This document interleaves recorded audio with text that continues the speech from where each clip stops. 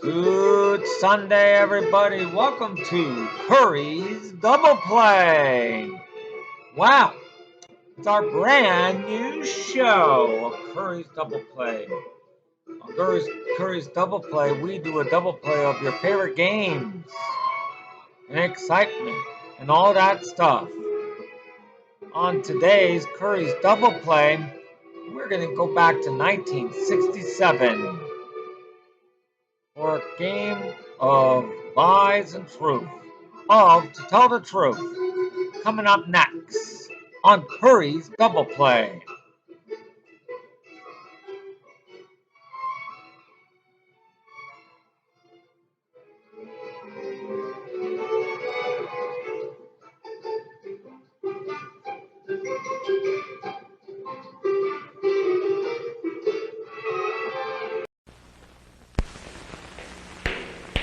Mary Ann Lynch took off at 7:45 a.m., flew 2,949 miles, made 3 stops. And most of the trip still lies ahead. Now there are schedules to check, flight reports to make, a quick supper with friends before turning in. Next morning, on the go again at 6:15. Then St. Louis, Cincinnati, finally New York. Glamour job. Mary Ann has made dozens of runs like this, served hundreds of hot meals, greeted thousands of new people. It all demands a lot of charm and works out to a lot of Coke. Does Coca-Cola have the taste you never get tired of? Do we mean it when we say Coke is always refreshing? Is things go better with Coke after Coke after Coke just a slogan? Right, Miss Mary Ann Lynch, Trans World Airlines, Box 7144, St. Louis, Missouri. She'll tell you.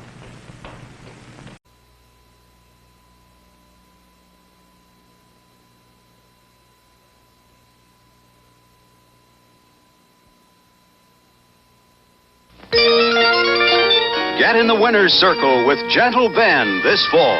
Here are action and adventure in the Everglades. Here are the people who love the wilderness and its way of life. Join them each Sunday for the new hit, Gentle Ben, in color starting this fall.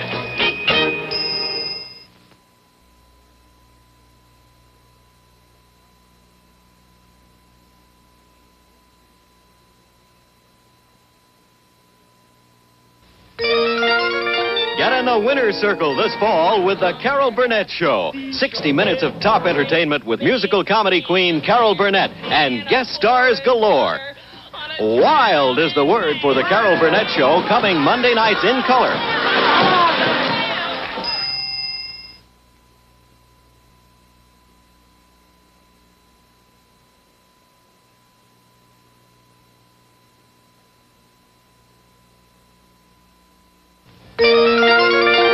Get in the CBS Winner's Circle with Good Morning World, eye-opening comedy about a pair of disc jockeys who wake up the world to the sound of laughter. And now a new feature on our show. Share it with them Tuesday nights this fall in color.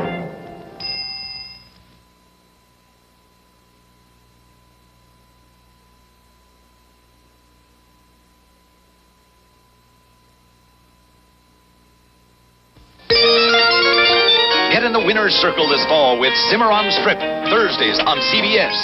What kind of U.S. Marshal are you anyway? Man of leisure, man of action, Marshal Jim Crown, hero of the 90-minute Western thriller Cimarron Strip, Thursdays in color.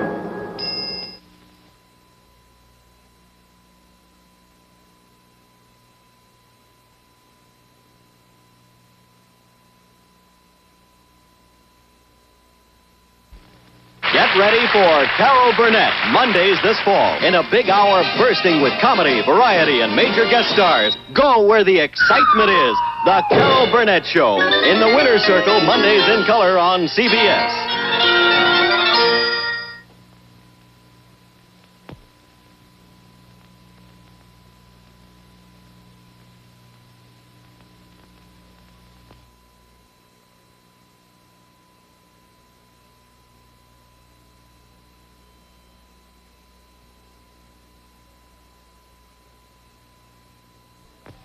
It's a mad, mad world of laughter.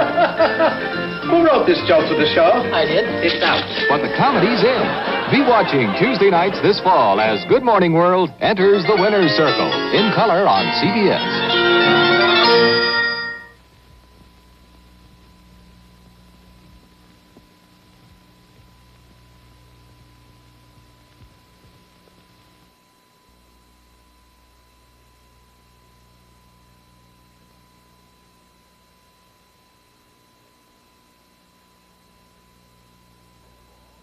This fall, you'll fall for Paula Prentice. Dick Benjamin did, so he married her. Now they're television's funniest couple. Join them Wednesdays this fall, he and she, in the winner's circle on CBS.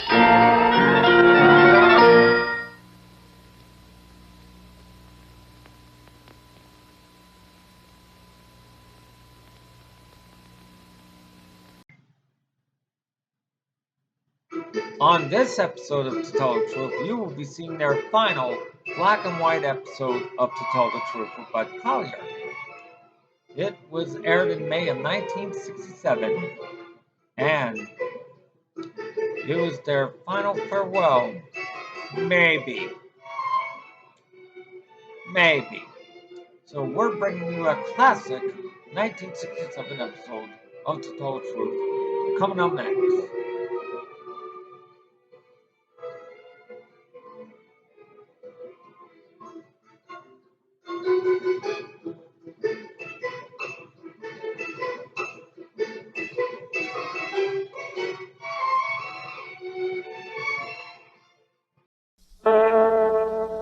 CBS presents this program in color.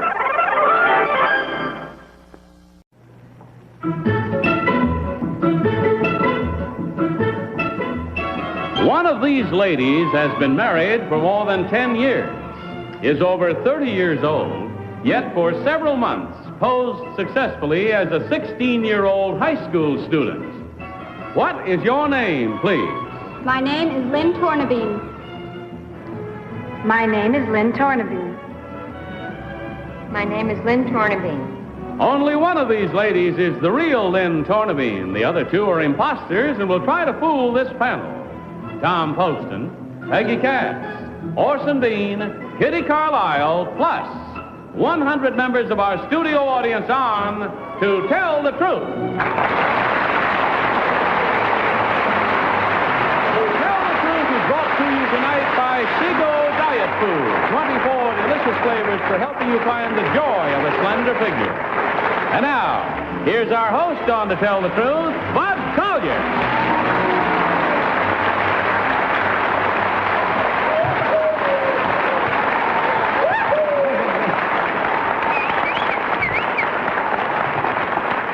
Thank you very much, and good evening and welcome to our last program in the nighttime series of To Tell the Truth. I would like, however, to remind everyone that the panel and I will continue to be with you every afternoon in color on CBS. And our daytime programs bring you new and interesting challengers, and in every way, I'm sure you'll find it a lot of fun. And for a modest fee, we'll come to your house.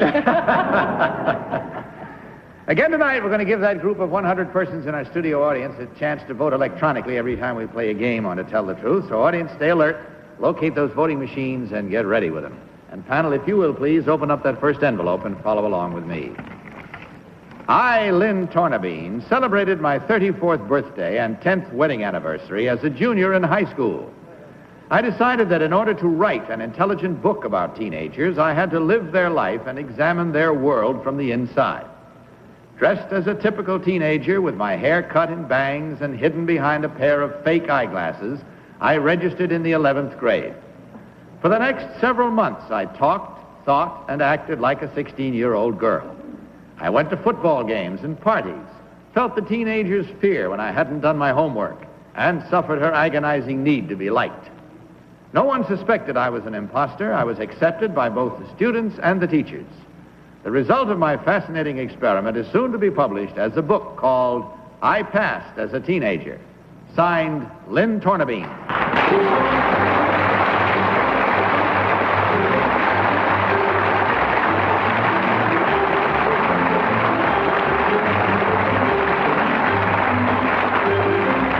So, panel, these three ladies all claim to be Lynn Tornabene, we'll start the questioning with the star of the Broadway hit musical, Elia Darling, Orson Bean. Thank you. Number 3. What is the incidence of things like illicit reading of copies of Superman behind geography books and things like that? Does it still go on in school today? True Story magazine, I think. Ah, things have moved up, yeah. And True Story's a little gamey compared to what it was when I was a kid. Well, things move on, I suppose. Number 1, how about things like smoking bananas and that sort of thing? Is that what goes on? Not so much. Kumquats, maybe, a pineapple or two, nothing. I take that. All right, number 2, is it true that all teenage girls want to be liked? Definitely. When I was a teenage boy, I would have liked any teenage girl if they'd looked my way. Oh, this is their biggest need, I think. Is it? Well, they managed to keep it hidden from the teenage boys. Isn't that funny? Kitty Carlisle. Number 3, who was in cahoots with you in the school? I don't know exactly what you mean. Well, I mean, was the principal in on it? Or Oh, no. No. No one knew. Nobody was in on it? No, no one knew. Ah, number 2, were you able to do the work? I have a child in the 11th grade, and I couldn't do the work. It wasn't easy. What about the math? Oh. Number 1, where was this? Somewhere out west, I'm not at liberty to say. Number 3, did they ever discover that this was an imposter? No. Well, how did you leave? I just left. You were a dropout in the 11th grade. I was, yes. Number 2. Another title for the book. Tom Poston. Oh, well, did you graduate, number 3? No, didn't I mean, did you even graduate from the 11th grade? You mean this time around? Well, let me ask, number 1, how long were you registered in school as a teenager? I can't say that either. Okay.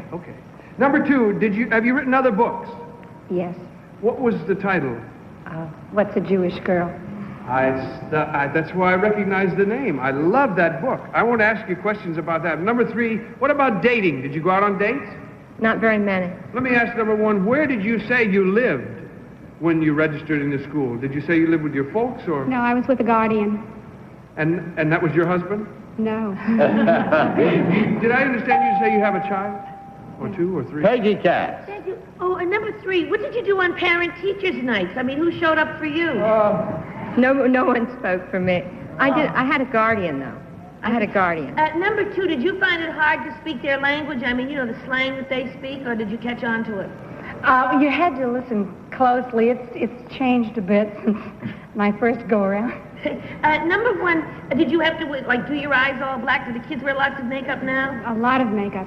Number 2, I'd like to ask you, are the kids essentially different now than they were when you were in the 11th grade? No, they're not. You mean the teenagers really aren't as bad as Basically, they have not changed, no. Number 3, when you did date... Oh, That's all we have time for. It's time to mark your ballots without consultation and without change. And the team of challengers will, of course, receive $250 for each incorrect vote. And while you're voting, panel, it's time for our studio audience to vote. On the voting machines in front of each of you, you will find 3 buttons. Now, when I say vote, please select number 1, number 2, or number 3. Are you ready? Vote.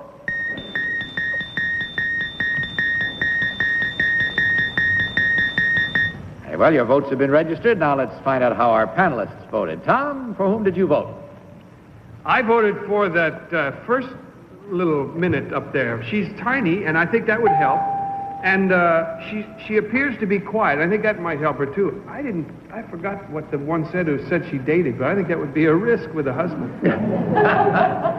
Peggy Cass. Might not be bad with teenage boys. You never can tell. I voted for number 3 because she has one of those faces that has wide bones and everything, and they never get wrinkles, so she could pass as young. Orson. I was forced to vote for number 2 because she looks as if she could go back to the 11th grade, even in the same school, and fool them again. Kitty Carlisle. I think they could all fool him, but I voted for number 3 because she said she didn't date very much, and I think that's safer. Very well, we'll find out now who got the most votes from our studio audience. Our audience voted for number 2. So let's find out now which of these ladies, in truth, is Lynn Tornabene. Will the real Lynn Tornabene please stand up?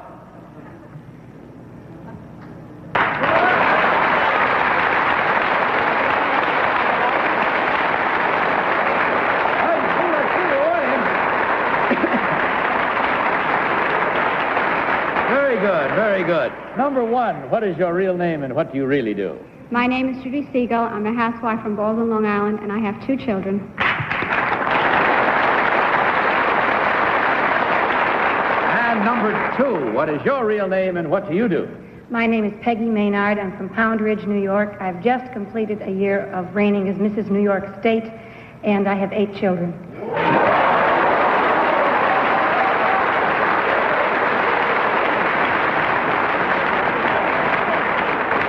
Checking the score, we find that there were 2 incorrect votes from our panel and 1 incorrect vote from our studio audience. That's 3 times $250 for a total of $750, ladies. Thank you for gracing our show. Good night and God bless you.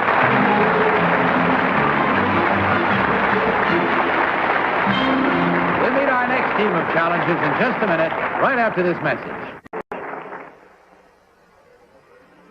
This is one of the very people. A very person is a person who dearly loves flavor. The strongest, deepest, richest flavor she can find. And here it is, in a diet food. Seago just made some special very flavors that are the richest, deepest, sweetest to be found anywhere, and put them in their own special can. Naturally, they are named Very Chocolate, Very Vanilla, Very Strawberry, and Very Chocolate Marshmallow. Flavor so very rich, so very deep, that you might not like them if you're not a very person. But I bet you are. Rich, pure country cream. There's more than double the cream of ordinary milk in Pet evaporated milk. Still the in ingredient for today's cooking. Pet milk is in here. In here. Pet milk is in with today's cooking. Now let's meet our next team of challengers.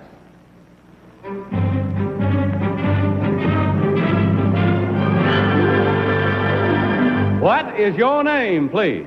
My name is Jesse Roper Mohorovic. My name is Jesse Roper Mohorovic. My name is Jesse Roper Mohorovic. Follow along again with your copies of this one, if you will, panel. I, Jesse Roper Mohorovic, have just received my commission as an ensign in the United States Navy. This marks the latest episode in a life always curiously connected with the sea. It all started during World War II, when the Farrell Line's ship, City of New York, on which my mother was a passenger, was torpedoed 25 miles off the coast of North Carolina by a Nazi submarine. Mother made it to a lifeboat just in time to give birth to a baby, me. Despite the cold weather, I was kept warm, swaddled in a woman passenger's turban. 24 hours later, we were rescued by the destroyer USS Jesse Roper. In gratitude, my mother named me after the ship. As soon as I was old enough, the president of the steamship line paid part of my way through college, and after graduation gave me a job. Soon, I hoped to go to sea as a naval officer, concluding the strange chain of events which began that cold March night when I became, as far as I know, the only person in history to be born in a lifeboat. Signed, Jesse Roper Mohorovic, Ensign, United States Navy.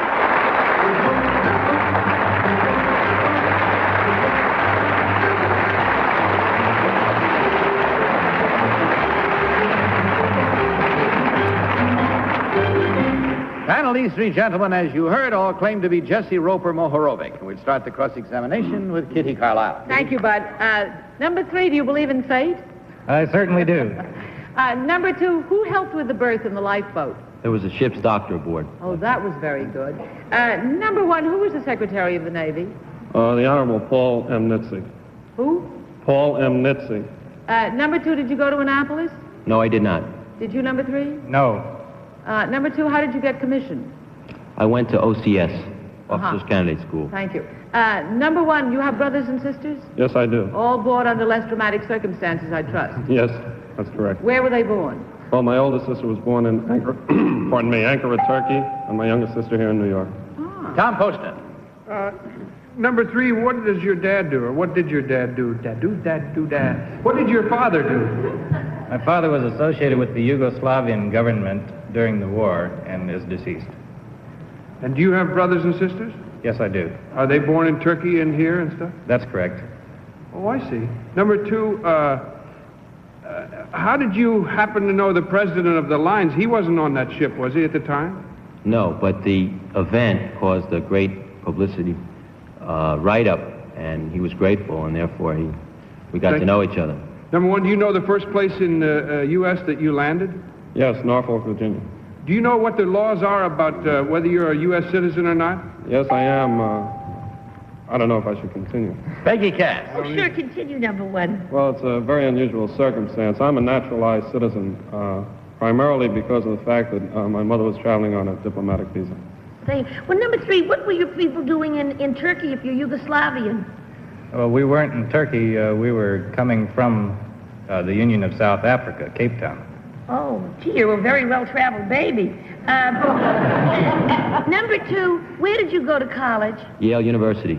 Number three, did you go to Yale? No, I went to Swarthmore. Number one, where did you go? I went to Fordham. Thank you. Number three, are you engaged? No, I'm married. I thought he was engaged. I read something about the fact. Well, last year he was engaged. He got married. Orson, stop looking at me like Orson that. Bean. Are you engaged? I'm interested. A baby. Take another look. He's not a baby anymore. Well, when did you read about him? That he was born in a lifeboat. A baby, all right. Number one, could you run for president? Not as a naturalized citizen, no. But if you had been American, yet born on a lifeboat, if your folks had been American, could you have run for president? I believe so, yeah. Number two, now, how, 24 hours, was there any one that didn't get on the boat or get on other boats, or how big a disaster was this thing you were born in? It was a large disaster. I don't know how many didn't get on the boat. Slipshod memory, number two, And that's all the time we have. So no consultation and no changing. Once you've marked, and do mark your ballots, if you will. And again, while you're voting, we ask our studio audience to vote. When I say vote again, select number one, number two, or number three. Are you ready? Vote.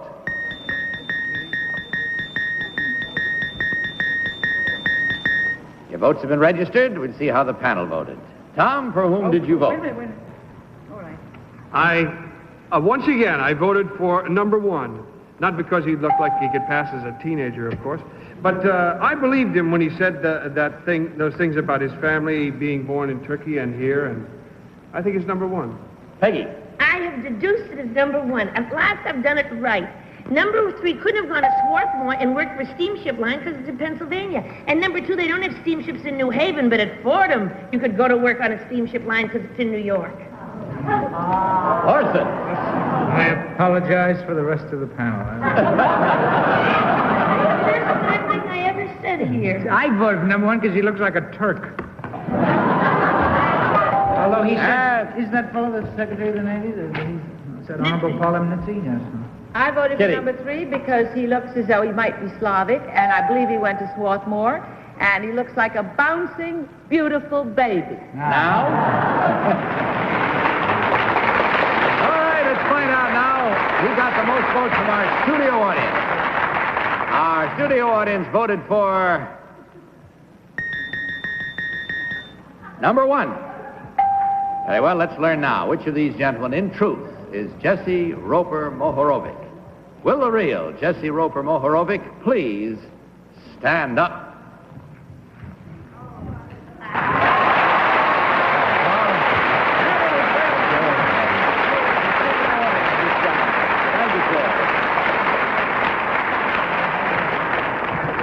Number two, what is your real name and what do you really do? My name is Walter Alton, Jr. I recently graduated from Columbia Law School, and I'm now with the law firm of Martin, Clearwater, and Bell. Thank you. And number three, what is your real name and what do you do? My name is Bob Odenweller. I sell real estate for the Walter J. Smith Company on Long Island. We find that the panel was reasonably smart that time, and so was our studio audience. Therefore, there was only one incorrect vote, but that's worth $250, and along with that comes our thanks. We enjoyed having you here and hope you enjoyed being here. Good night, and God bless you.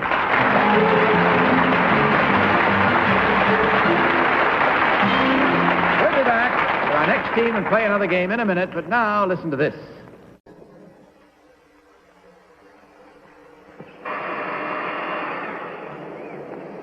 ready for launching? Yep. And I'm not. Ooh, what a stomachache. Celebrated too much last night, huh? Soothe your upset stomach with Pepto-Bismol. Pepto-Bismol has coatability for soft, smooth coating action that spreads like a creamy blanket of relief throughout your irritated stomach. Relieves distress in your lower tract, too. Put coatability between you and stomach distress with soothing pink Pepto-Bismol. Too much sun is no fun. Help, I'm on fire. Unguentine to the rescue. Get fast, temporary relief. Unguentine stops sunburn pain cold. Cool Unguentine. Ow! Cuts and scratches, Unguentine stops hurt skin pain cold every time you spray it on. Cool Unguentine. Unguentine sprays, squeeze or push button for sunburn and first aid. And now let's meet our third team of challengers.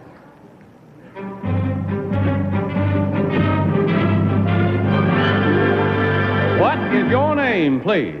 My name is James Norbury. My name is James Norbury. My name is James Norbury. Follow along again, if you will, with your copies of this one. I, James Norbury, am an expert in the art of hand knitting. For 7 years, I taught knitting on British television. I have written 10 books on the subject, including the authoritative Encyclopedia of Knitting. I am also chief designer for the world's largest firm of wool spinners. Here is one of my designs. This is Gail Sheldon wearing a mocha knitted playsuit. It features a crew neck with diamond motif and little boy shorts. This is June Ferguson wearing my marine blue at-home ensemble with a crochet accented button front tunic over knee-length bloomers. I am an accomplished knitter myself. As a matter of fact, in cable stitch circles, I am known as the Dior of the knitting needles. Signed, James Norbury.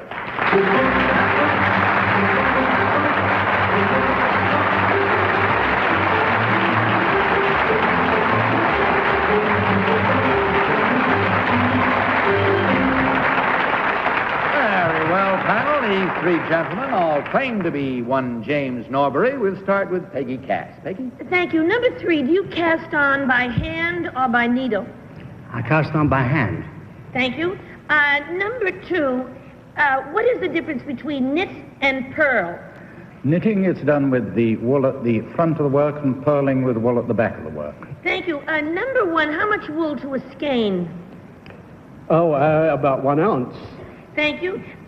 Number 2, were you to knit a skirt, would you do it on 2 straight needles or 1 long round needle? I should do it on 2 straight needles. Oh, I do it on 1 round needle. Orson B. My great-aunt used to knit profiles of Conrad Nagel on wrappers. Number 2, do you ever do any pictures or just designs like that? I just design. Just design, well, what a pity. Number 3, who is Madame Lafarge? Madame Lafarge Yeah. is a designer in Paris. Designer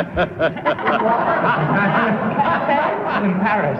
I guess she is, yes. Fashion. Number 1, how long was your show on in England? Approximately 7 years. You had a big following, did you? People tuned in next week to see how it came out or what? I really wouldn't know. I think so, yes. Yes? Well, number 2, did you give instructions? Oh, the time went like Kitty wild. Carlisle. Number 3, it says here you're a champion knitter. Do you ever knit, like in public, for instance, if you're on an airplane or something to pass the time?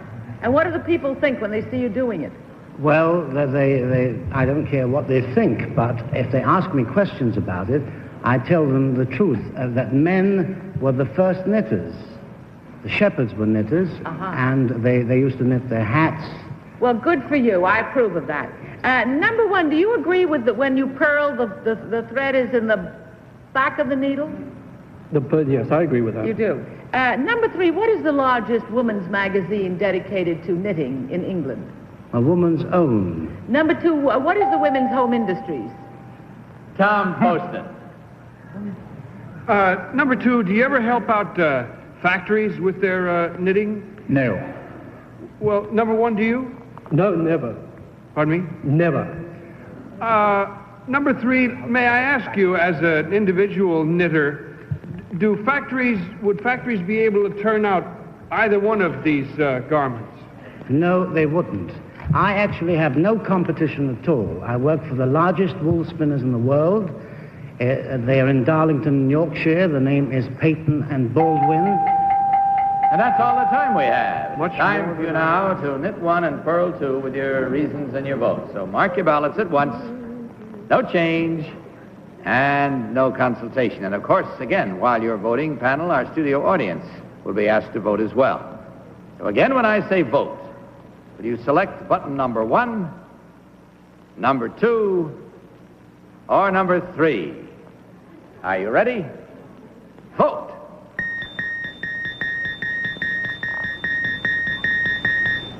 Again, your votes have been registered. Let's find out once more how our panelists voted. Tom, how did you vote? Bud, for the last time, on To Tell the Truth, I'm retiring my crayon. I voted for number 2. I thought he was just a little truculent, as a man might be who thought we were going to make fun of his avocation and profession. So I voted for him. Peggy. As I cast off the last stitch in my sweater, I want to tell you, I voted for number 2 because he never looked up. He kept looking down. You know, when you knit, you look down.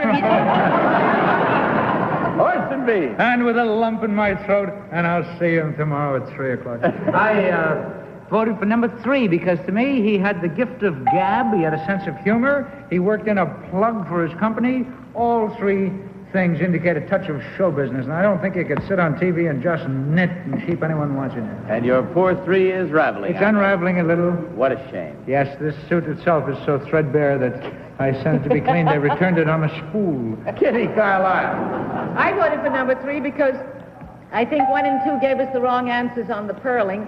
And number 3 said that men should knit, and I think it's good therapy, and there's no reason why they shouldn't knit. Oh, yeah. Very well, let's find out who got the most votes from our studio audience. Our audience voted for number 3. So let's learn now which of these gentlemen in truth is James Norbury. Will the real James Norbury please stand up?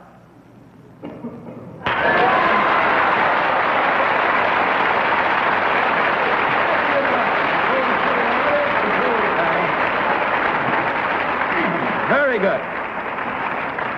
Number 1, what is your real name and what do you really do? My name is John Hogg, and I'm the chief accountant for United Nations Children's Fund, UNICEF. Number 3, what is your real name and what do you do? My name is Roy Dexter, and I am an expert in the art of yoga. Thank you. And taking the score, we find that there were 2 incorrect votes from our panelists and 1 incorrect vote from our studio audience for a total of $750, gentlemen. Thank you very much for joining us this evening. Good night. God bless you.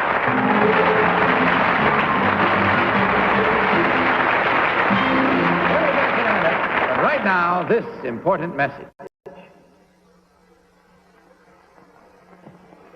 Aged cheddar cheese with mellow red wine, a great favorite of England's old coach houses. Great today in Coach House salad dressing, new from 7 Seas. First dressing made with aged cheddar cheese and red wine, creamy so the flavor clings to salads. It's unsinkable, won't sink to the bottom of the bowl. Now taste cheddar cheese and red wine in Coach House, another delicious new dressing from 7 Seas. Remember when the best tasting spread came from a tub? Well, it still does.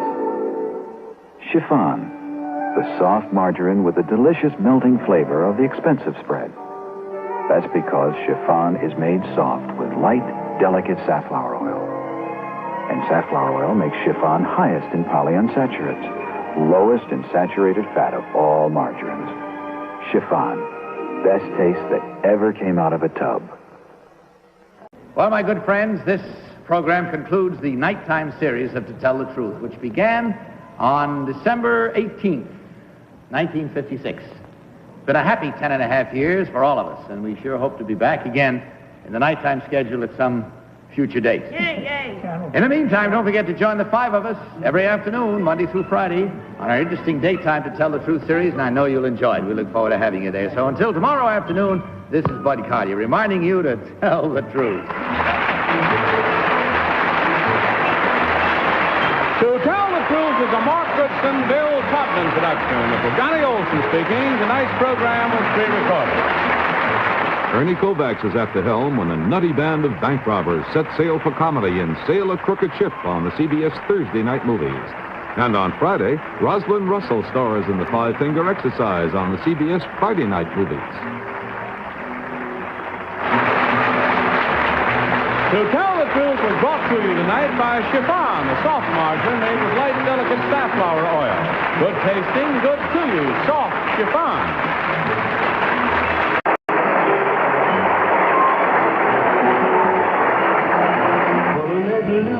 Coronet Blue, 2 words that trigger the ultimate in suspense for a man without a memory.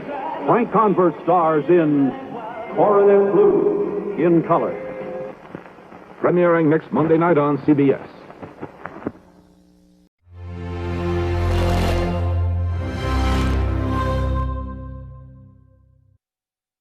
Kitty Carlisle talks about To Tell the Truth. We had some very funny moments. We had 3 people on who were supposed to be decoy cops. And when the reveal came, Gary Moore said, will the real decoy cop please stand up? No! And the second one, he said, well, number 2, will you please stand up and say, what do you do? My name is Chris Hart, and my mother is the charming panelist, Kitty Carlisle.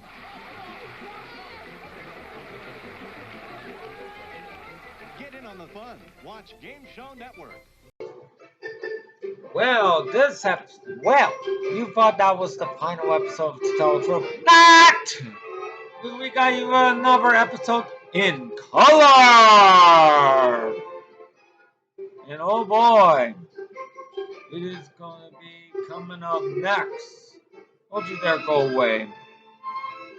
And color, and you'll be seeing Bud Collier's little boy on the show. It's coming up next, right after we hear about a Coca-Cola commercial from 1967.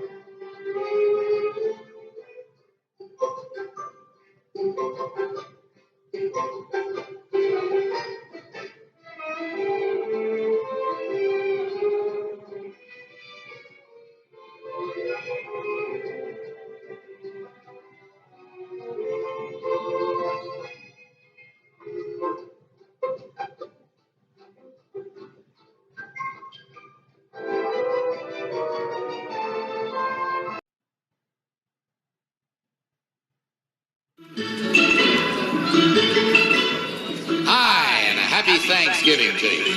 Inasmuch as Thanksgiving Day is really a family Sunday, a family holiday, I should say, I'd like you to meet a member of my family, my son, Mike.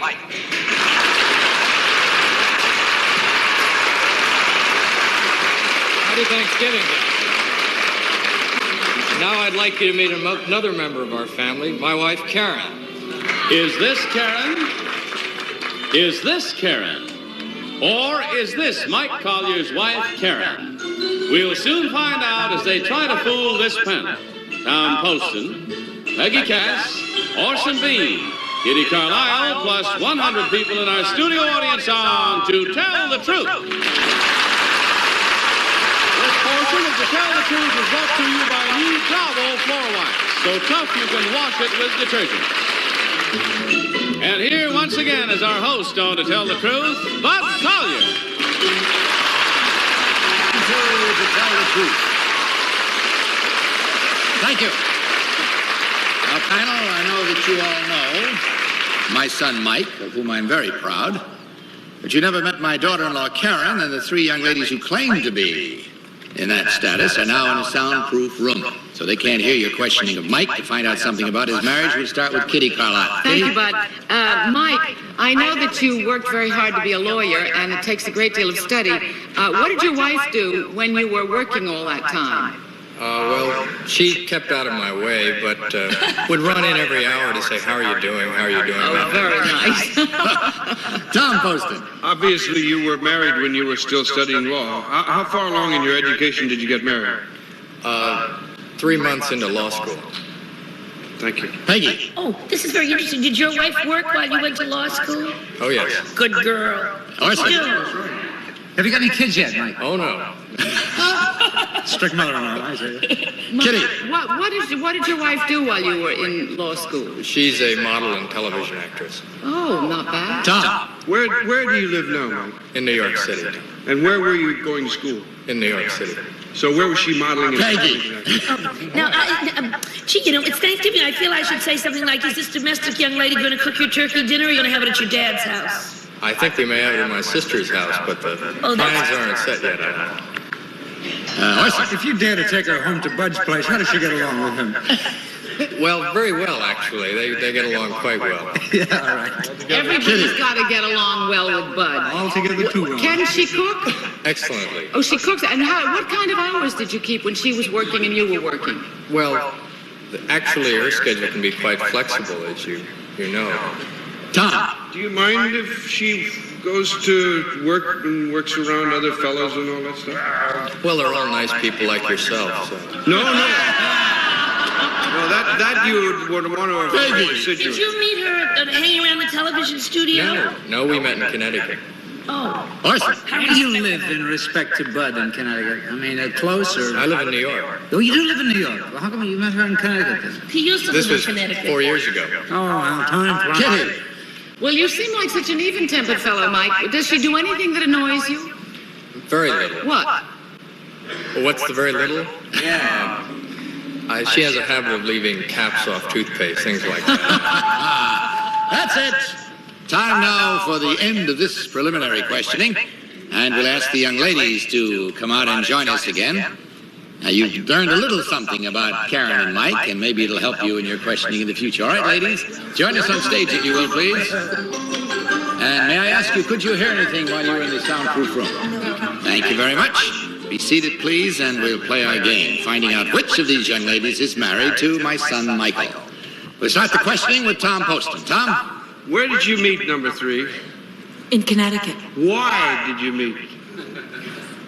Because a mutual friend wanted us to. Aha. Number 2, now you what do you do besides be a housewife with I model. with Mr. Cott? You're a model? I model, yes I do. And where do you model? Well, I do mostly commercial modeling, so it's, here and there. Well, number 1, are you with an agency? Yes, I do print work with Rice McHugh and commercial work with Abrams Rubaloff. Number 3, what is print work? That's photography. I'm asking all this because I want to find out how this affects your relationship with your husband. All of this work obviously takes you away from him. Does he mind? Peggy Cat. Oh, You'll never know, and I'm not going to ask it. I say you don't want to stir trouble up in your party, but not in your house. But number 3, is it true that you leave a ring around the bathtub? I don't think so. Number 1, is it also true that you wear curlers? Well, obviously, she doesn't wear curlers to bed. She's got straight hair. So that's, well, okay, never mind. She was her. Number 2, are you considered a medium fair or good cook? Excellent. Wow, modesty becomes you, my dear. Number 3, did you learn how to cook? It's supposed to be true that you're a good cook. At your mother's house or since you've been married? No, since I've been married. And number 1... Number 1, since your father-in-law is the star of the show, I imagine you watch it from time to time. Yes. Who do you think is the best on the panel? I'm not going to give that away. I'm not going to give it away. All right, that's class. I won't tell anyone either. Number 3. Now, honey, tell me something about Bud that only you would know. Maybe not even Mike. Have you ever been left alone with him when Mike was off somewhere? You terrible. Yes. Did he give you little fatherly hugs and a little buzz on the cheek, or? Don't you think he's the nicest man you know? I certainly do. He often gives me a hug, and I thought maybe he did the same for you. Number 1, when you got married, did you know you were going to have to support the family? Support the family? Which one? Well, I mean, your family. I don't do all the supporting. Well, didn't you have to work while Mike was studying? Yes. Did you know that when you got married? Yes. And number 2, were you prepared to do it, or did you get into modeling just by accident? No, that was understood before we got married. Number 3, do you leave the cap off the toothpaste? Yes. That's all the time we have. It's time for you now to mark your ballot. So please do so at once with no change. And, of course, it's time for our studio audience to vote. When I say vote, please select number 1, number 2, or number 3? Are you ready? Vote! All right, those votes are registered. Let's see about our panel. Tom, for whom did you vote? Well, Mike says that his wife is perfect, so that made it tougher to guess. They all look perfect to me. However, I voted for number 2 because she looks like she might be perfect in Connecticut. Thank you, Kat. Which is a hard place to be perfect in. I voted for number 1 because they always say in the ads, BF's wife lives in Connecticut. She looks like BF's wife to me. Orson. Who's BF? Oh, never mind. The ramblings of an old woman.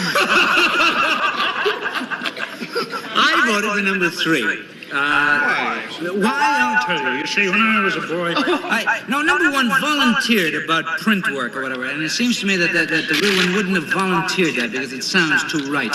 I voted for number 3 because she looks like a model. They're all adorable. Kitty Carlisle. I voted for number 3 because I think Mike thinks his wife is perfect, and I think she thinks he's perfect, and I think she was startled when I asked her if she left the cap off the toothpaste because she didn't think he would reveal such a thing. All right, let's see who got the most votes from our studio audience. Our audience voted for number 3. Very well. Now, we usually have the husband go over and pick out the wife, right? You said it. Father-in-law's going to do it this time. Watch it go. Now, don't make a mistake.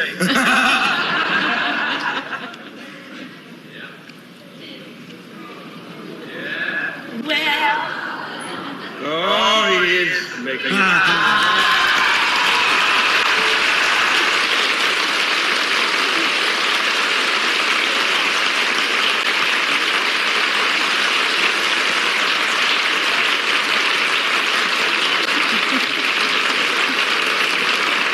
I never know which one I'm prouder of, Mike for picking her or her for picking him.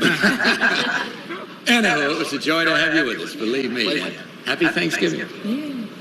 Number 1, what is your real name and what do you really do? My name is Ann Perry. I'm a sculptress, and my husband is a doctor here in New York City. And number 2, what is your real name and what do you do? My name is Marlene Laird, and I'm a bunny at the New York Playboy Club.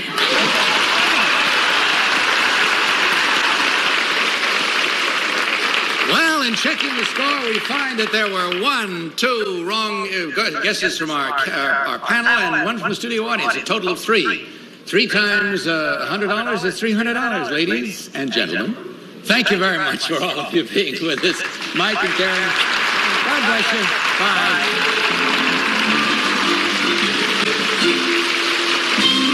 We'll meet our next team of challengers in just a minute. Now a word about something good. It's light. It's chocolate. It's Sprint, the light taste in chocolate.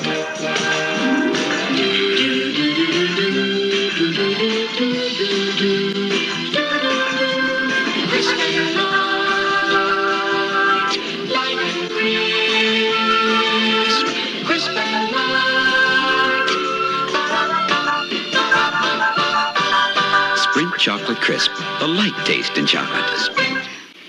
This'll be some trip. They're a chocolate mess already. Relax. Let's clean them up. Now, M&M's chocolate candy. The milk chocolate melts in your mouth, not in your hand. Still clean and happy. M&M's chocolate candies made the trip. The milk chocolate melts in your mouth, not in your hand. M&M's plain and peanut chocolate candies. Ready to play? 1, 8, 2. Say it again. 1, 8, 2. 1, 8, 2. 1, 8, 2. Family. And now let's meet Miss Drumstick of 1967.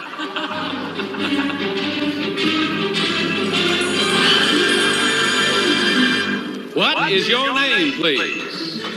My name is Coy Kilgore. What is your name, please? My name is Coy Kilgore. What is your name, please? My name is Coy Kilgore. We'll play our game with Legs Kilgore in just a minute. Now this word from Miles Laboratories. Control yourself. like pepperoni pizzas. Do you like heartburn? Gentle. And the way he stuffs himself at his mother. You can't expect him to give up the food he loves. Man does not live by bread alone. Oh, please. And you, obviously, you've never tried Alka-Seltzer. Help your stomach out. Alka-Seltzer has alkalizers which will calm your upset stomach and neutralize excess acidity. You take care of him, he won't bother you.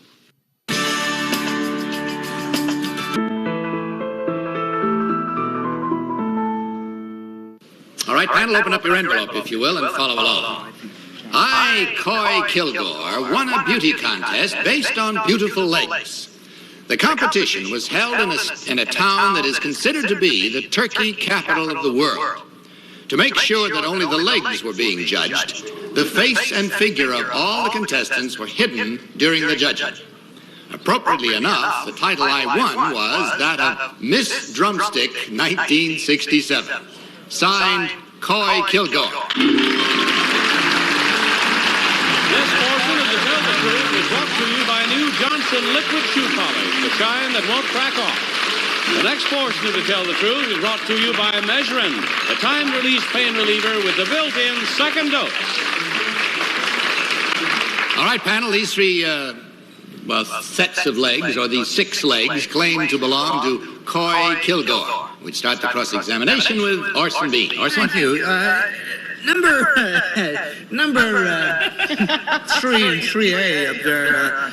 Now, when you won, did the judge pin a blue ribbon on your knee, or how did you receive the prize?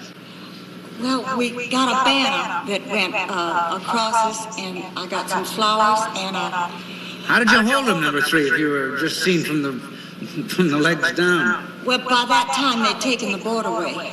I see. Number 1. Now, would you go through such a thing again? You don't mind my staring at you there. Yes, I think I would. Yeah. Number 2, would you have preferred to be seen out in the open, or would you prefer to... I think that's... Kitty, Carla. Number 1, what did you wear? Could one see more of your legs in the contest than we can see now? Yes, the board was higher. I wore a bathing suit. Oh, you wore a bathing suit.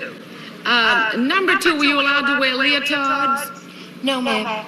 Number 3, how did you get your name, Coy? My mother. From your mother? Yes, ma'am. What kind of a name is it? Well, it's really Coy Kilgore. Tom. I'd like to disqualify myself. I recognize You recognize one of the girls, right? Number 2, there's a town in Texas that raises turkeys. The whole town is very famous for turkeys. Do you know which one that is? Well, I know there's one in Maryland, but not Texas, no. Yeah. Tom Jones comes from there.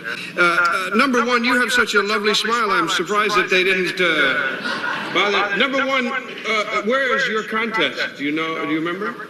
The contest was held in Youngville, Arkansas. Upper Arkansas. Peggy? Number 2, what size is your ankle? I think it's a 7. That's thin enough. Number 3, just for laughs, what part of the turkey do you like best? I hate it. You hate turkey? Well, no, I like the dark meat. Oh, well, that's the drumstick. All right, that's it. Time is gone. I'm sorry I went so fast, but there it is. So mark your ballots. And audience, when I say vote again, please select number 1, number 2, or number 3. Are you ready? Vote. All right, let's see about our panel now. Tom, for whom did you vote? I voted for number 1. She looked, well, she was a lovely looking bird. And you had to go by the legs, right? What else could you go? Right. Peggy. Well, just going by the legs, I thought number 2 had the prettiest legs, so I voted for 2. Because he likes, obviously, well, never mind. If one of those girls is Henry Morgan again, but I'm leaving the past. Orson. Well, they're 6 of the nicest legs I've ever seen up there. They're smooth and silky. They could pass any kind of a test or even appear in commercials on TV. I voted for number 1 because It looked the most like a drumstick. I mean, my one, not hers. All right. Kitty. Well, I voted for number 2 because she looked the most professional. At least her legs did. Very well, we'll find out how our audience voted and meet the real Coy Kilgore in just a minute. Now, this word might be of interest to you and your family. Now, there's a new pain reliever made especially for people who need long-lasting pain relief. For people with arthritis, long-lasting muscular aches, pain that disturbs sleep. It's new timed release Measurin, the pain reliever with a built-in second dose, so you take it just once every 8 hours. For long-lasting relief, Measurin gives you a double dose of aspirin. Each tablet of timed release Measurin has over 6,000 separate reservoirs of aspirin. When you take Measurin for temporary relief from minor arthritis, pain, and stiffness, it works fast and keeps on working, so your comfort is long-lasting. When you take Measurin at bedtime, its built-in second dose gives you maximum nighttime pain relief. Helps you wake without stiffness. For convenience, just take 2 Measurin tablets when pain starts, and not again for 8 hours. Get new timed release Measurin, the pain reliever with a built-in second dose for long-lasting pain relief. Pain relief. Up next, Double Play. Bring on the liars as contestants try to fake their way to a win by fooling some pretty smart stars. Stay tuned. Let's vote from our studio audience. Our audience voted for number 2 by a very slight margin, just about 2 votes. All right, it's time to find out which of these 6 legs is, in truth, Miss Drumstick of 1967. Will the real Miss Drumstick for 1967 please come down?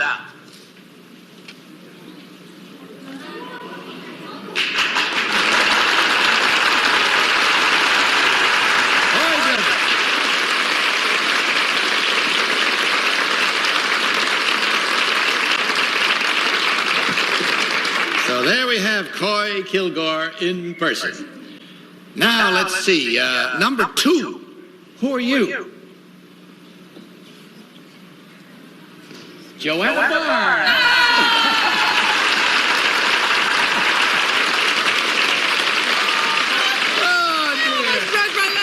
Joanna was on last week with us, sitting in for Kitty Carlisle while she was away. I voted for you. I'm so thrilled. Thank you. And now we have one left up there. Who are you? I'm old Betty White.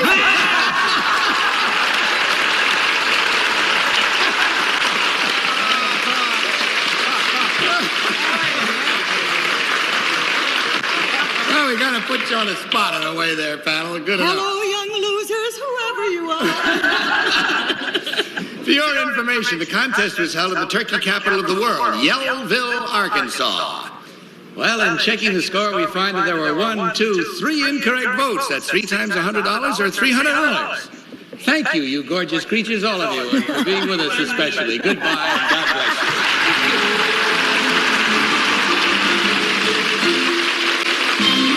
We'll be back in a minute. Now, this word. That's all we have time for. We won't be with you tomorrow, incidentally, but Art Linkletter will be here with a very special program, so be sure you tune in. Goodbye. Goodbye, Bud. See you Monday. See you Monday, too. In the meantime, don't you forget to tell the truth. Bye. This portion of the Tell the Truth was brought to you by Measurin, the time-release pain reliever with a built-in second dose. To Tell the Truth is a Mark Goodson, Bill Trotman production. Johnny Olson speaking, program pre-recorded.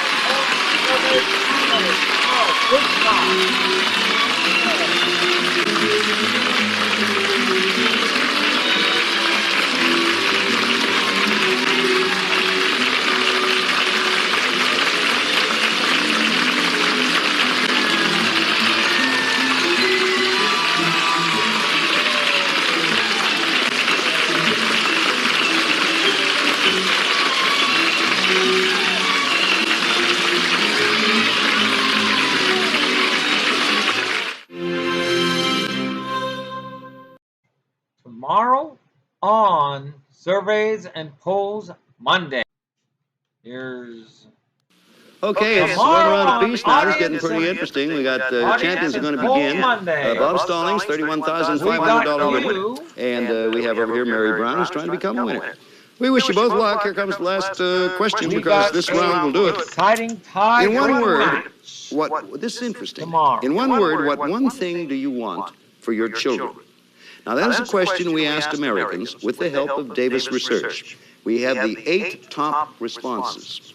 Can you name 7 of the things people want most for their children? This is a general poll, no specific type of person. So some of the answers, I imagine, will be interesting. I don't know what they are. Jamie, we begin with you. I would think that they would want happiness for their children. Happiness, good answer, Jamie. That is one of them that was in there. Matter of fact, that was number 2. Happiness was the number 2 answer. It is now the thing called joy. Now, Bob, you're up. I want to play, and I'll say wealth. Wealth. Good idea. Right answer. 2 right things on the board. That's money, of course. Yeah, we got happiness and money, Brad. Well, I'm thinking foster parents, but I don't think that would be correct. It's a darn good idea. Well, that's how I go, Uncle Bill. Yeah. No question. I'm going to say health. Health. Perfect answer. We got 3 right. Health is, in fact, the number 3 answer, Brad. Back to Jamie. I would say that they would probably want for their children a good education. Education, another right answer, Jamie. We have 4 on the board. That is number 1. Number 1, isn't it interesting? I'm not disputing any of these. Education is the number 1. Bob Stallings, it's up to you. I'll play, and I'll say their own family. Their own family. Wrong answer, Bob. Back there, if you will, in control passes. Fortunately for our challengers, over to them. Michael, you're up. You can answer, or you can challenge. We need 3 answers, and you have 2 opponents. People ask, what one thing do you want most for your children? I would think security would be one of them. Security is one of them? It's a right answer. Right answer, Michael. And here are the answers. 5 have been given. Happiness, wealth, health, education, and security. Mary, you may answer or challenge. I'll answer. I'll say friends. Friends. Wrong answer, Mary. I'm sorry to say. Back to the bench. 2 players on each team. Control passes to our champions. And Brad, you're up. I am up? Up. Tall. I would say good employment. Good employment or good job. How does that? Correct answer, says our judge. And we have 6 up there. Jamie, interesting spot here. With 1 right answer, you can win the round in the game for your champion. Or you may challenge if you don't want. All right, I'm instead of challenging, because we're down to 2-2, I'm going to take a shot at something. All right. A good marriage. Good marriage. Successful marriage. Is right, and you have won the round and the game. Number $5,000. He's done very well with over $30,000 in cash. Tune in for hot potato portafills. Mary, you did well. It was just a very interesting question. The only answer that was not answered, we got 7 of the 8. The only one left. On the Johnny Carson show. Not a bad idea. No, the other one is peace. Peace, which is also very interesting. So, Mary Brown, we thank you very much. We wish you much luck with your new offspring due on the way. And I hope you become a marvelous financial advisor in the Thank you, Mary Brown, for doing it. Okay.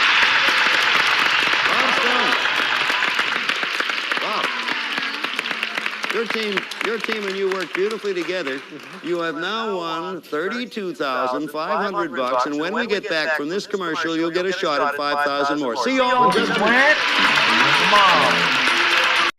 Tune in for Surveys and Polls Mondays tomorrow morning at this time.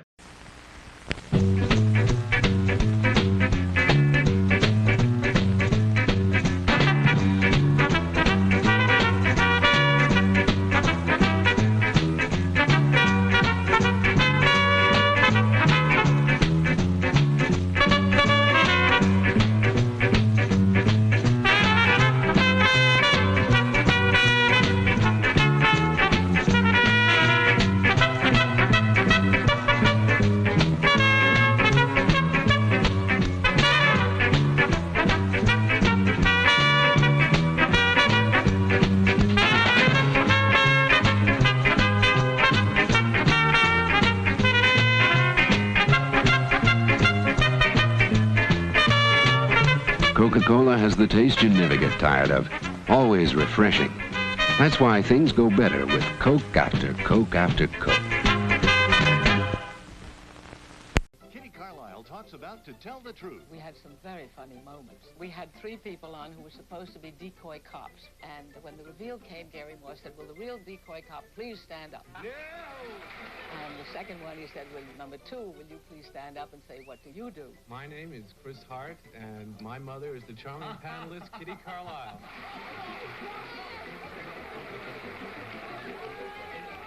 Get in on the fun. Watch Game Show Network. The greatest stars in television history appear on Game Show Network.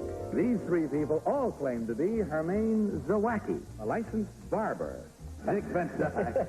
Number 2, if your razor slips and you cut some poor guy, what's the first thing you do? I apologize.